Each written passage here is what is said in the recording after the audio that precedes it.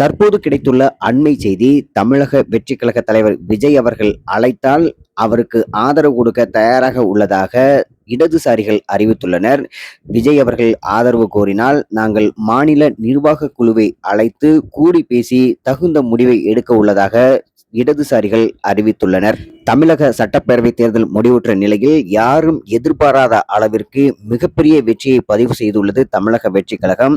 ஆட்சி அமைக்க 118 தொகுதிகள் தேவைப்படும் நிலையில் 108 தொகுதிகளில் வெற்றி பெற்றுள்ள தமிழக வெற்றி கழகத்திற்கு ஆட்சி அமைக்க இன்னும் 10 தொகுதிகள் தேவைப்படுகிறது. இந்த 10 தொகுதிகள் யாருடைய ஆதரவை பெறப்போகிறது என்ற கேள்வி அனைவர் மத்தியிலும் எழுந்துள்ள நிலையில் தற்பொழுது இடதுசாரிகள் தமிழக வெற்றி கழகத்தின் தலைவர் விஜய் அவர்கள் ஆதரவு கோரினால் ஆதரவு தர தயாராக உள்ளதாக கூறியுள்ளனர். அதே போல செய்தியாளர்களை சந்தித்த விசிக தலைவர் தொல் திருமாவளவன் அவர்கள், நாங்கள் விரும்பிய பாஜக அதிமுக கூட்டணி தோல்வி அடைந்தது மகிழ்ச்சி அளிப்பதாகவும் கூறினார்.